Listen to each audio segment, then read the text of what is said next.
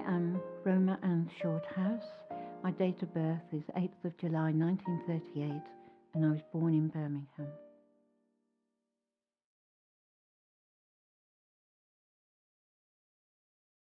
I used to go to the local junior school and I, I was the eldest of 6 children.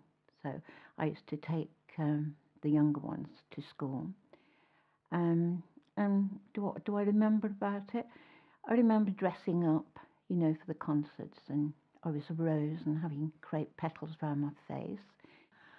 I don't remember much about going to junior school, and then, of course, then I went to the local, the other school then, the older school, where we took exams then, and I think in those days, wanted to go to a grammar school, so you took exams, which I was very nervous, but I came home with a great big hole in my hand, great big hole in my handkerchief because I was nervous. But if you heard early, then you knew you could go to the grammar school that you wanted to. So I did hear quite early, and I did go to King Edward's Grammar School. So that was my grammar school. When I was 15, I wanted to leave school, but my mother wouldn't let me. She said, no, you've got to stop until you're 16. So, yeah, so I wasn't all that happy at grammar school. Couldn't wait to leave. My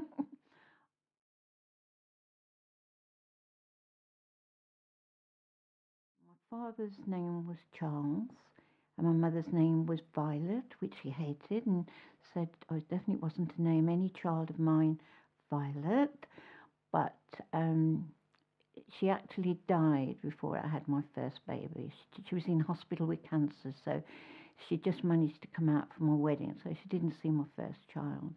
So I thought I could name my daughter, which is Julie, a second name Violet, and as my husband's mother's name was Violet too, she got Violet as a second name.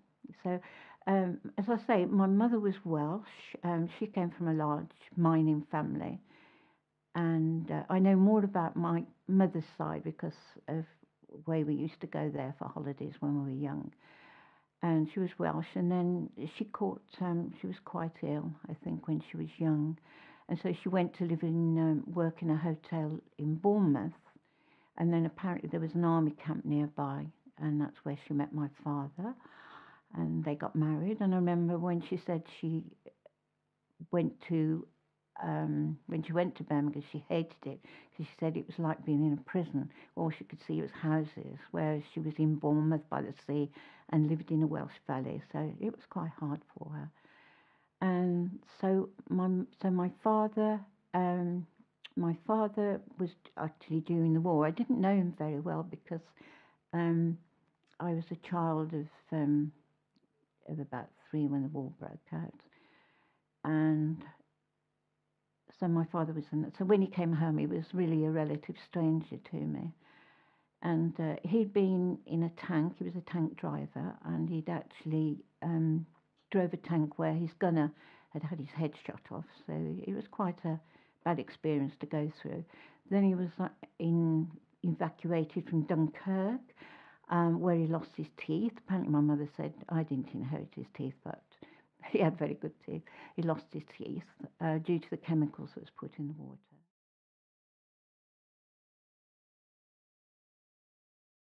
But my younger brother, he couldn't say sixpence. He used to say spixpence.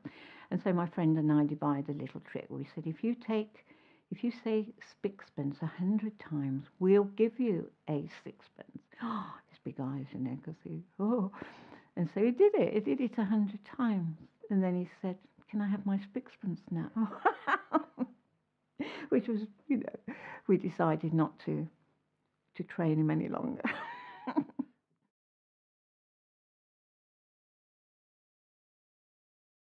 So every so often, he would gamble, and then my mother had worked hard to to get up to that standard, and then he would lose money, and she'd be back to where she was. I think she would have bought a house, but I think with my father being like that.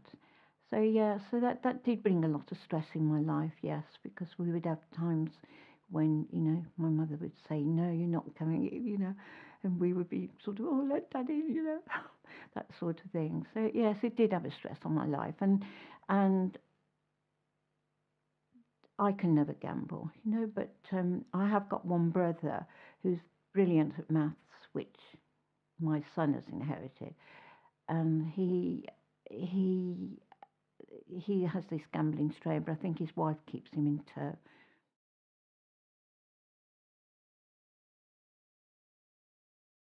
My father's family came from Scotland, probably near Aberdeen, and emigrated down, left and came to Birmingham.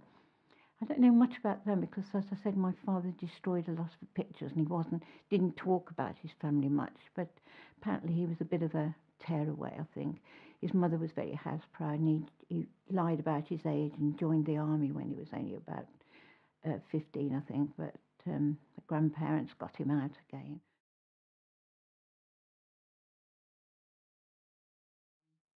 My granddad was a miner, and my grandma, she was Welsh, and she was small, and there's a lot of Spanish looking in Wales, and she looked very Spanish.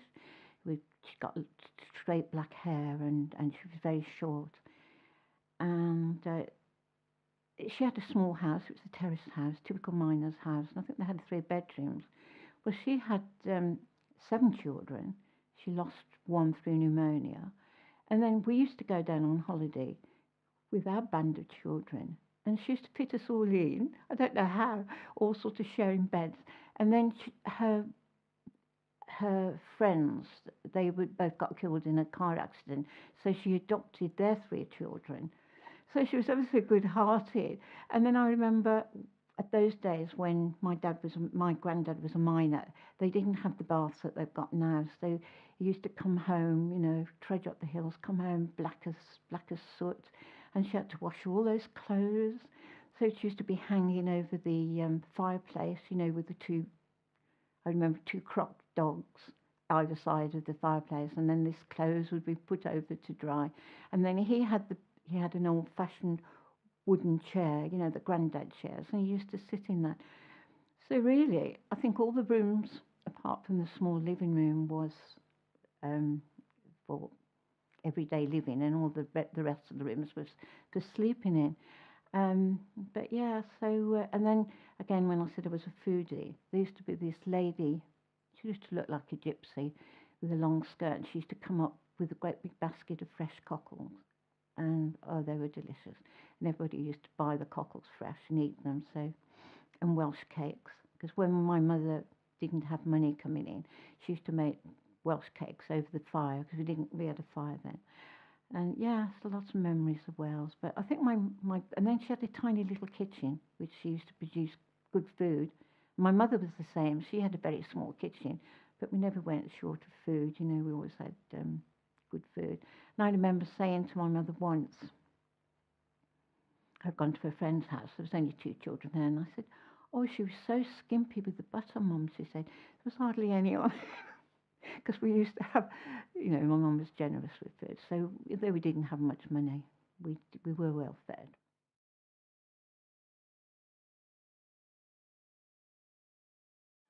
Accidentally became a nurse. Now I worked when I left school, I worked in an ice cream factory in the laboratory.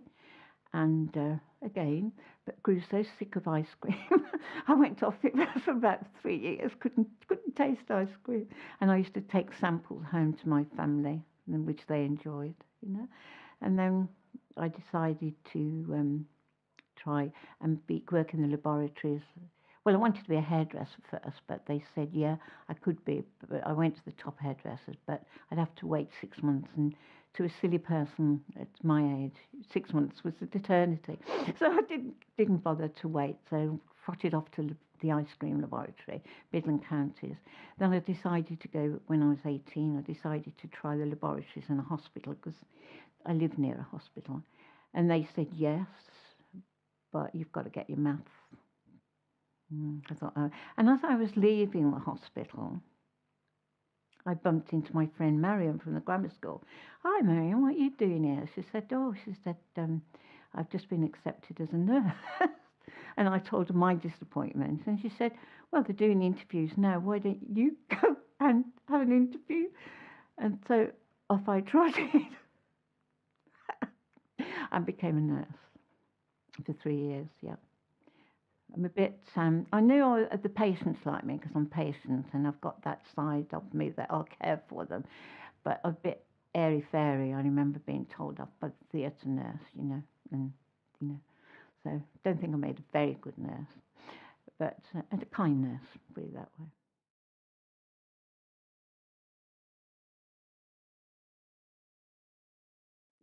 Wherever I've been in the world, I've always sort of, which is really a bit sort of sad, associated it with food. Because when I was in Kuwait, I remember the gorgeous big, big prawns, which were tasty. Nowadays, they lack taste. I think they're sort of commercially bred, but these were right out of the sea. And I remember when I first went to Kuwait, I had to stop at the hotel there, and I could have any, and it was a big hotel, expensive hotel, and I could have any food I wanted. I used to sit down to this sumptuous meal, and then after 3 weeks, I said, "Well, I feel quite sorry for rich people." I got fed up with it, and all I wanted was, I was asking in the end, was just a plate of spaghetti with butter on. And I was thinking, no wonder when you look at these rich people and they have all these exotic foods, and I think, yeah, I can understand why, because they have to have their taste buds, sort of stimulated. But it's always better to be hungry and enjoy your food.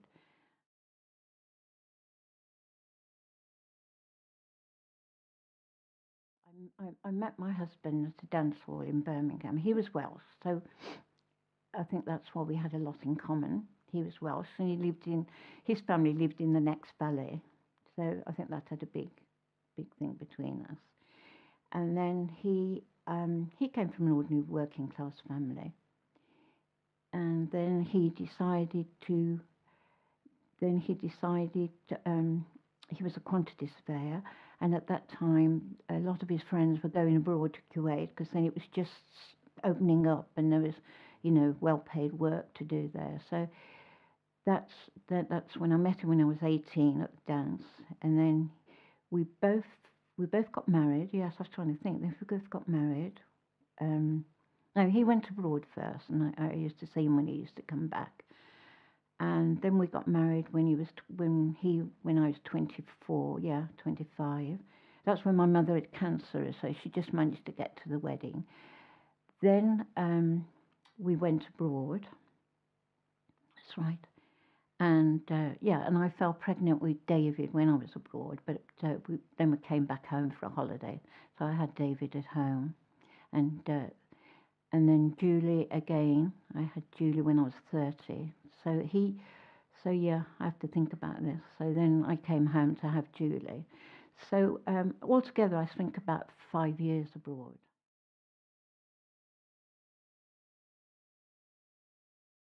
You only ever saw the women out in the road with all dressed in black with the masks on. But actually, they did own a lot of money because I remember once going into the shops, and this was a shop just stocked with perfumes, and the most expensive perfumes you should get in the whole world were there.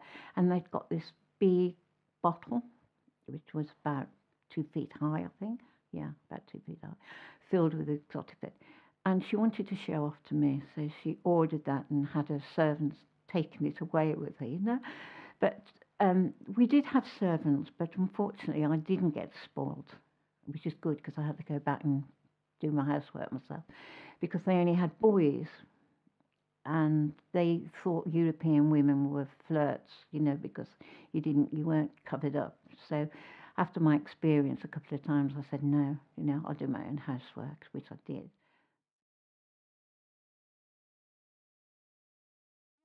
And the summers were absolutely so hot that you lived in an air-conditioned world.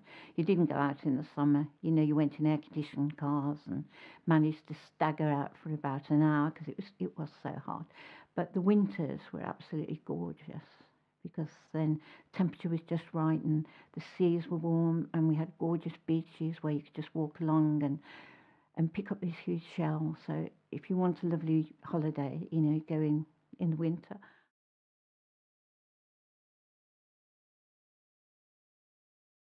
We went to Kuwait when there was a prohibition on against alcohol, which was typical of the world today. All the wealthy had all drinkers what they wanted, but it was the poor people that suffered and often died because they couldn't get alcohol. So we were allowed, I think the men, they were allowed a small allowance of whiskey. I think that's all that the Europeans were allowed. So everybody had to go at making their own alcohol. And they used to make beer. That was okay, but the liqueurs were horrible. That was ghastly. And I made some beer once and apparently had great success because it turned out to be very strong and everybody actually got very drunk on it. But they asked me to make it again, but I said no.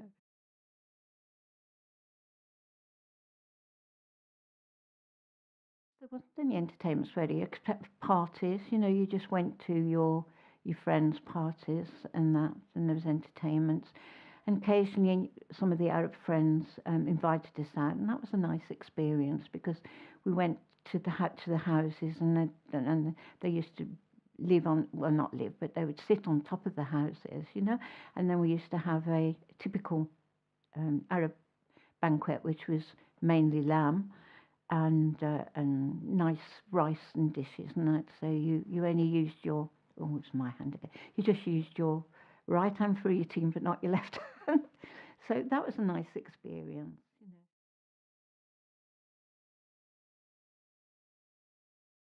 Yeah, and I taught in a school for a little while because which was interesting because there was no schools there for European children, but there was a headmistress that had set up a school. And then round about the age of 6, then children, if they wanted to stop there, they were sent to boarding schools. And that's when I couldn't be parted from my children because I'm working class. The idea, it was appalling. So that's when I left and went home, and Brian continued to work over there.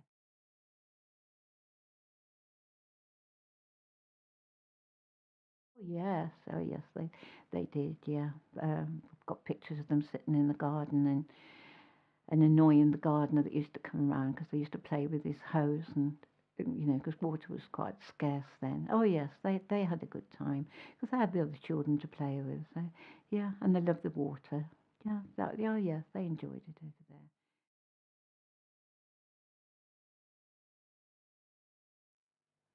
Oh, my faith. That's unusual. People don't want you to ask you about that.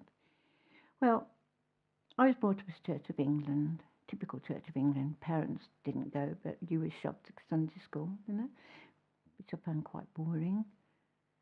And on my father's side, they were quite strong Salvation Army people, but my dad didn't go.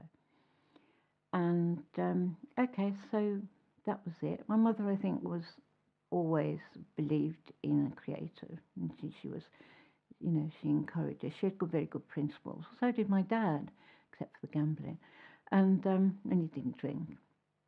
He smoked. They both smoked. That was the trouble. My mother died when she was 50, and Dad died when he was 70 through cancer, which I think was due to smoking. And what did you ask me? I've forgotten now. You asked me about. What did you ask me? Oh, my faith. Yeah, you shouldn't have asked me about that. So anyway, about my faith. So when I was at nursing school, when I was at nursing, I did have an open mind for, I like listening to what people say. And there was this nurse here, and she encouraged me to go to a group. They were born again Christians, so they have quite spooky things happening to them. And she kept on saying to me, well, it'll happen to you. You'll have this sort of fire come through you, and then you've been born again, you see. So I was going to these meetings. Thank goodness nothing did happen to me. No, nothing happened to me, so I got a bit bored and left that. And I remember going to the Salvation Army, and that didn't interest me. And so I got to the point when you got married, and when you're married, of course, your life then revolves around your husband and children and doing your house up. So, and I'd been taught at school about evolution. So, your mind thinks, well, how can you believe in Adam and Eve, with evolution? So you sort of goes out of your mind. So that was it. And then one of my leaves, when I was on leave at my cottage, we lived in Kenilworth in a very old cottage. I had my first visit from Jehovah's Witnesses, and I remember my mum and dad hiding when they were young. Oh, Jehovah's Witnesses! No, don't know. They'll keep you talking. So that was just all I knew about Jehovah's Witnesses.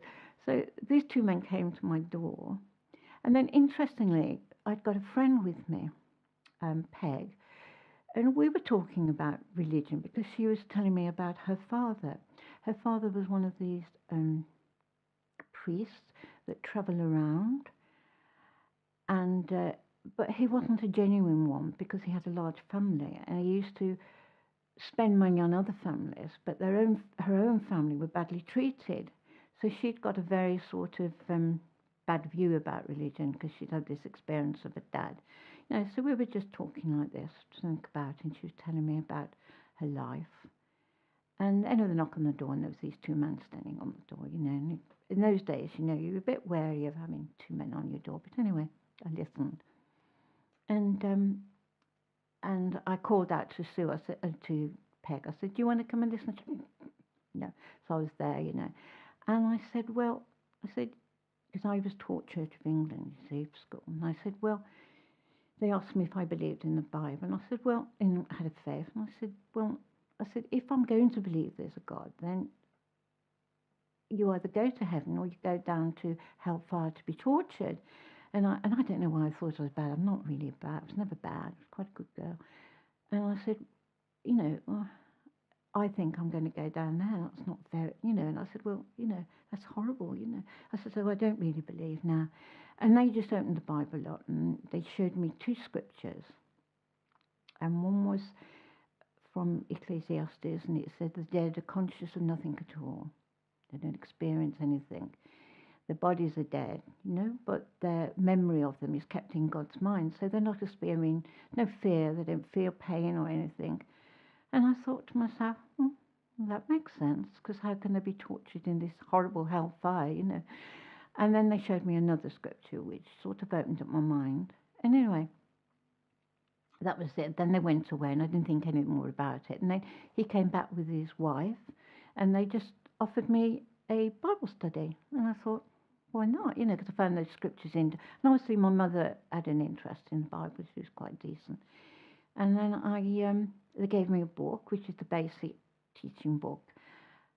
And because I'm a reader, I love reading. And I just took it to bed that night and read it. And I thought, they don't always come in like this, by the way. This is my way I came in.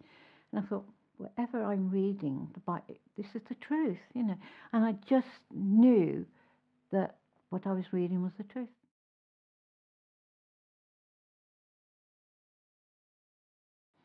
And my husband, he couldn't accept it. And when I had to give up Christmas and that, he was very angry. But the laughing thing was that we used to please him, because I said, well, look, I'm not going to put up decorations, but you can put up decorations, you can give the children presents, you're not a witness, you can do what you like, and I'll cook you whatever special meal you want. So I did all this. And then gradually, over the years, everything's changed with him. He doesn't bother to send Christmas cards. He didn't put decorations up. And at the end, he didn't bother with having a special meal. Oh, give me anything. I'm not bothered. So, and then right just before he died, because he died when he was 73, he started, always he used to say to me, because I used to do little studies with him, then he used to say, oh, it's a fairy tale, And then just before he died, he started coming to the memorials, which is the memorial of Jesus' death. And I know Julie asked her dad, why after all these years have you started coming? And he said, he said he always knew if he could believe in a God, he would choose the witnesses, because he knew he'd studied some of the Bible things.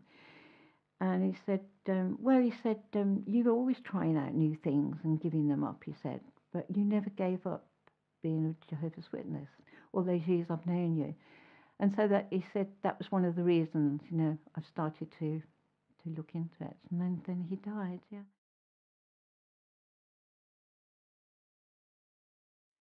Brian was a man's man, very entertaining and told jokes, not crude jokes, but he could make people laugh, very quick-witted, very dry wit.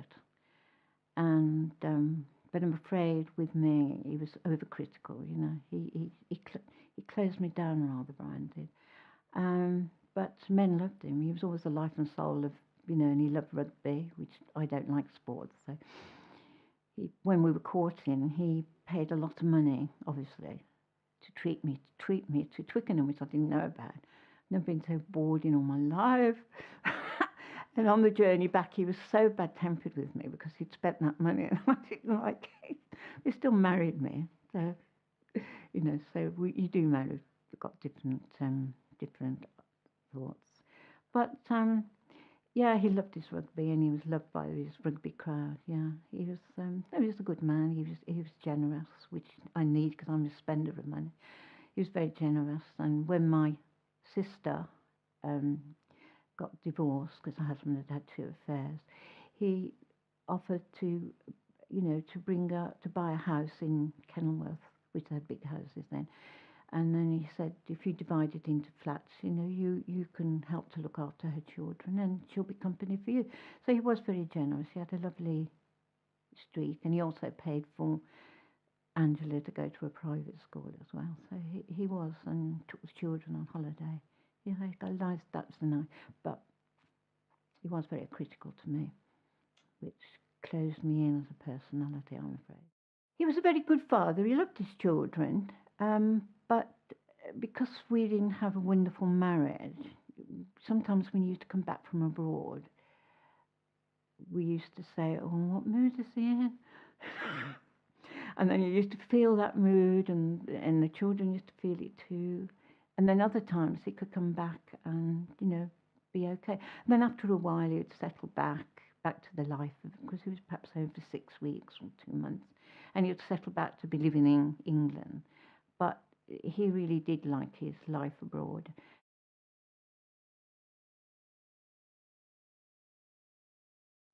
I went with my sister. We treated my sister over as well. This was before he got married, and he lived in this flat, and he used to go off to work. And then it was very interesting. He told us to be careful, but I think at that time then it was getting better, So we travelled on the buses and travelled around quite happily. And we found the Chinese Quarter was very good because we used to have delicious cheap meals there. And again, foodie, the best pork burgers were on the street stalls, beautiful, tender, tasty pork with onions and everything on.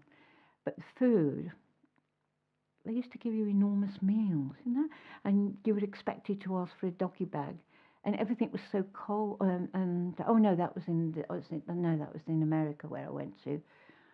Oh no, I was in a different place. This was New York. And I know my son expected us to go to all the places, which he did. He took us to the revolving restaurant and we had a look at some of went across on the ferry, which was interesting. But Jill and I like to have a day when we just do nothing, which is a pleasure. And I remember we had this day when we decided just to watch films, So we had all the films on and had a very lazy day. And David came back, and he was shocked. What are you doing here?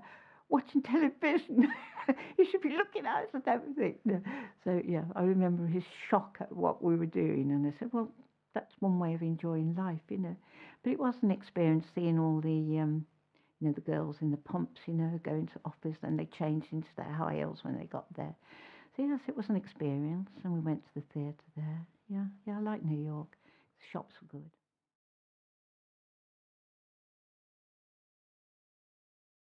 Yes, I do like art. Yeah. My brother's a very good artist, but then he said, "You've got to keep doing it." And he has always done it. But I've only got interested again just recently. Got a few friends together. I think most people like doing art anyway, and we have a gourmet meal. We share, do the meal, and then we have a painting session, and then we watch a film or whatever we want to do. So it's a nice break. Yeah, yeah, yes, yes, I do like art. I love colour.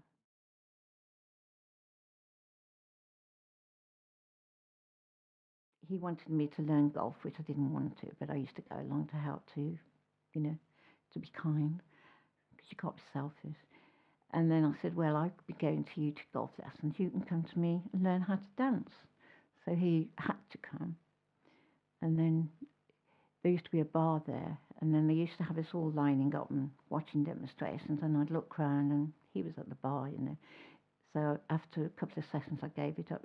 He hated it. So that was my ballroom sessions over.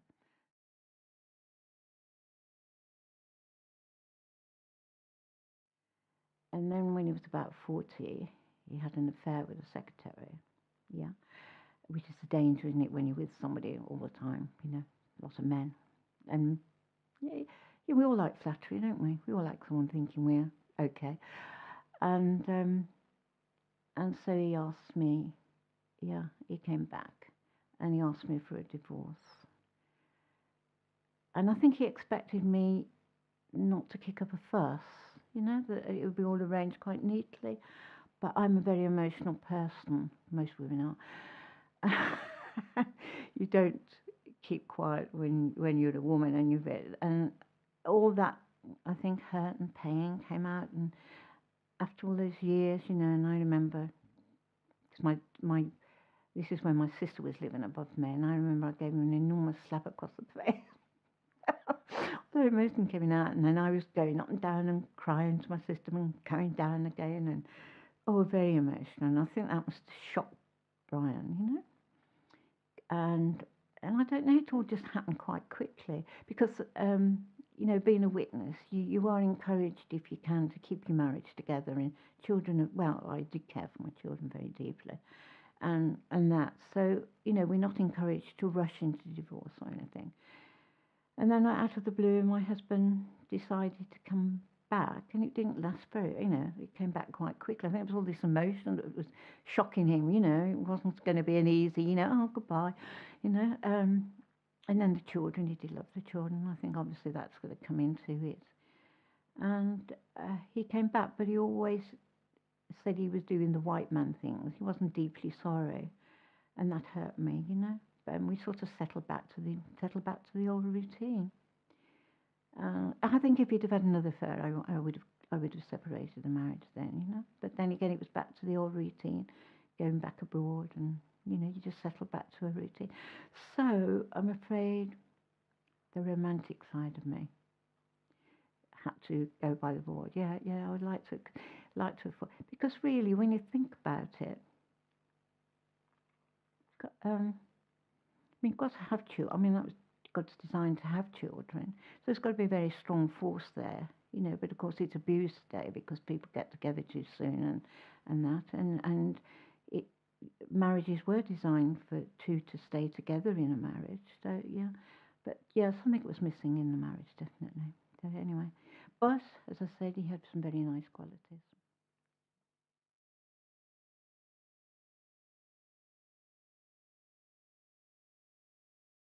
I do have a regret, and I think it was my mother's experience.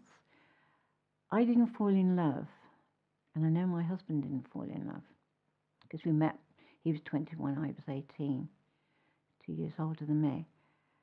And I remember going to my mother and saying, because obviously she was pleased because Brian had got a very good job. He was a quantity surveyor, which meant security.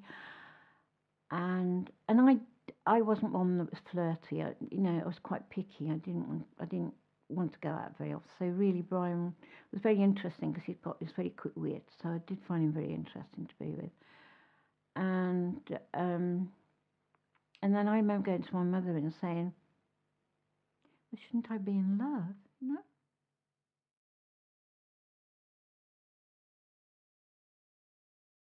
I think the greatest happiness comes from obeying God's laws because He made us. He knows what makes us tick. But we're living in a world where you can do what you want, but it doesn't necessarily mean that's going to bring happiness to you. So, so that's it. And as regards marriage, I would say, you know, you've got to give and take, haven't you? You can't be selfish, dominating. You've got to give and take. So I think, and be loving, as kind as you can to people. Yeah, and just appreciate what a beautiful world we really have.